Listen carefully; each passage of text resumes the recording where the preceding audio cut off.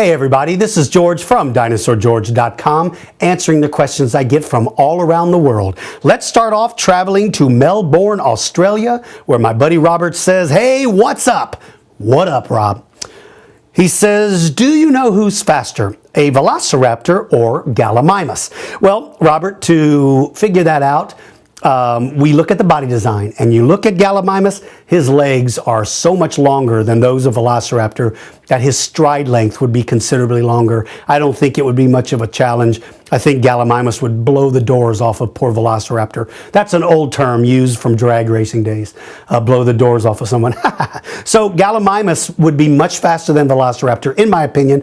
In fact, I think Velociraptor's body was almost the length of Gallimimus's leg. That's how long or how tall Gallimimus was. So I don't believe there would be any close race in this particular one, Robert. I believe Gallimimus would blow the doors off of Velociraptor. Okay, Ollie from Essex, England. Do you think the models and the movements of the creatures on Jurassic Fight Club were realistic? Ollie, I got to be honest with you, buddy. I'm going to be very biased in this answer. Jurassic Fight Club I co-created, and I oversaw and created I oversaw and directed all of the animation of these dinosaurs. In other words, I explained to the animators how these animals move. Now, a lot of those animators did a tremendous amount of research on their own, so I don't want to say every move you see was because of me. But I'm the one that oversaw that and approved or disapproved the animation. And so I do believe that what you saw was very realistic in the way that these animals moved.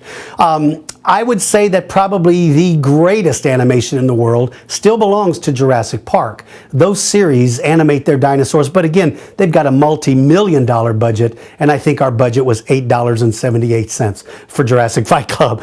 So that's why the animation was so real. But I will tell you this.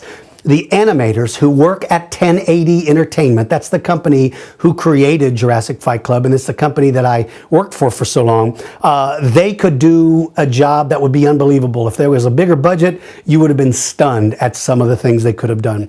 All right, Jair from Chicago, Illinois. I read in a book that Allosaurus hunted in packs. Do you think that's true? Well, Jair, yes, I do believe that's true. I think Allosaurus would have hunted in packs because it would have been a very good way to be able to catch prey that otherwise you couldn't catch on your own. So I think they probably lived and hunted in small family groups. Now, they may have also periodically come together in one area to take advantage of a ready food source. There's a place near Price, Utah called the Cleveland Lloyd Quarry. And in that quarry, they found so many different Allosauruses. It was incredible. And they also found tons of plant eaters. So to me, what that said was that was a gathering place for plant eaters, probably at the height of a drought. They would come there because that might have been the only water supply for miles. And they would inevitably get stuck in the mud. And I think all those Allosauruses knew that, and year after year they would show up to take advantage of that food source. So I think sometimes they hunted together, and other times they all came together cooperatively, probably didn't care much about each other, probably fought with each other, but you would have seen a lot of them in one area. All right, let's see. Martin from Chicago, Illinois. Another Chicago, Illinois. This is cool. He says, hello, DG. It's me again. Hey, Martin. Always good to hear from you. My question is, will you ever come to Chicago to speak to the public? And if so, when? I'd love to attend it and hopefully meet you. Martin, I would love the opportunity to meet you. I've never spoken in Chicago, Illinois. I'd love to be invited to speak there, though. I'd enjoy that a lot. I hope this year, 2010, gives me an opportunity to go out and do more speaking abroad, meaning outside of the immediate Texas area. I'd love to speak at different places, and hopefully that will happen. And if so, I'll announce it on these videos and hopefully get an opportunity, Martin, to meet you and to meet so many of you other folks that I've heard from all these years. All right.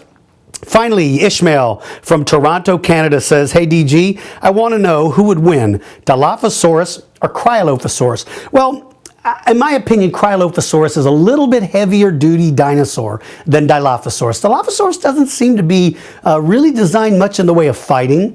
Not that Cryolophosaurus is a heavyweight by any stretch of the imagination, but of the two, I think Dilophosaurus is a little lighter built.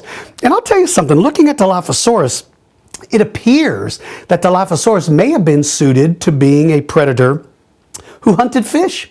So he may not have really been that well suited for big game hunting, which means he may not have been really designed for conflict. So my best guess would be that Cryolophosaurus would probably have an advantage, Ishmael, over Dilophosaurus, simply because he was a little heavier built.